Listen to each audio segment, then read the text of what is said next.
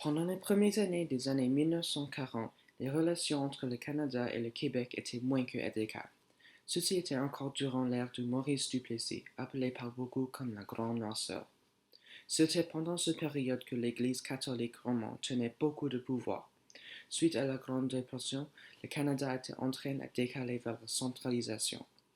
Cependant, le Québec était encore une province conservative qui ne supportait pas ce décalage, donc ceci a créé les tensions fédérales provinciales.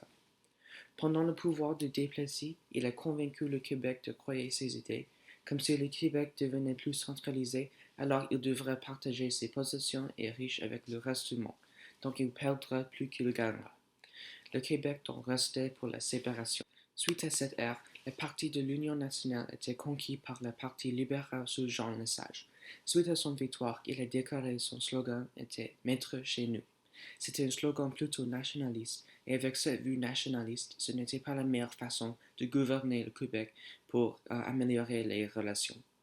Il avait créé tellement de réformes, mais une des celles les plus importantes était la nationalisation de l'hydroélectricité et l'économie. Avant, les francophones devaient parler de l'anglais comme ces compagnies étaient partagées avec le Canada. Cependant, suite à la nationalisation, ils pourraient travailler complètement en français, ce qui attirait les Québécois vers l'indépendance encore plus. Avec l'économie sous une grande transformation, John a aussi décidé de retirer du Québec des programmes d'écoute partagés avec le Canada, tels que les pensions, les soins de santé et les taxes partagées. Québec était la seule province qui ne voulait pas participer à ces programmes. En 1965, une des commissions les plus influentes en l'histoire canadienne et l'identité canadienne était la Commission sur le bilinguisme et le biculturalisme. Ceci était causé par les tensions au Québec, qui voulaient la protection de leur langue et culture, ainsi que les opportunités pour participer complètement dans les décisions politiques et économiques. Plusieurs des chances créées par cette commission amélioraient les relations francophones-anglophones. Dans chacune des 9 provinces anglophones, il y aurait les services pour améliorer l'éducation du français comme langue secondaire. Et le Nouveau-Brunswick a même été déclaré comme une province bilingue. Le département du multiculturalisme a aussi été établi.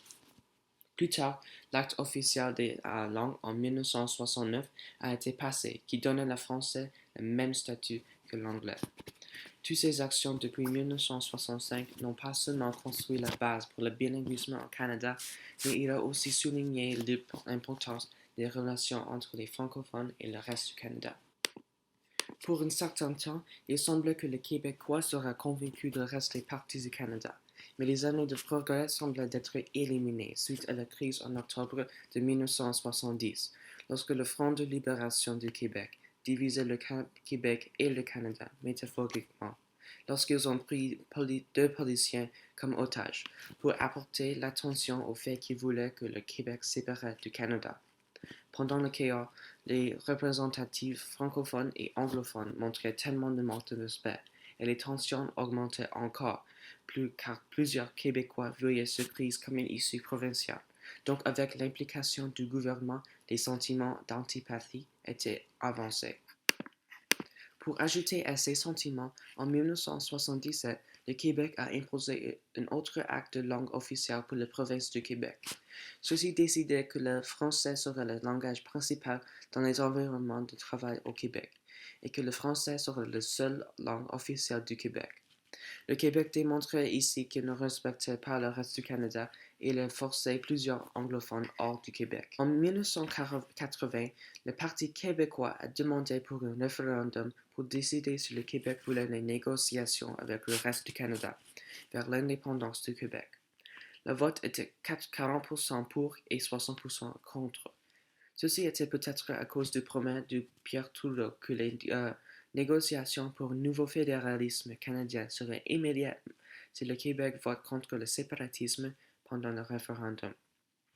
Cependant, cette année, en 1982, lorsque la Constitution du Canada était créée, le Québec n'aimait pas le fait qu'il n'avait pas le contrôle sur les lois des langages, donc il n'a pas signé et continue son route maintenant vers l'indépendance. Cette histoire riche représente l'identité canadienne et il est relevant pour les buts que le Parti bilingue du Canada veut accomplir. Et c'est notre but pour assurer que les francophones et les anglophones vivent comme Canadiens tous ensemble.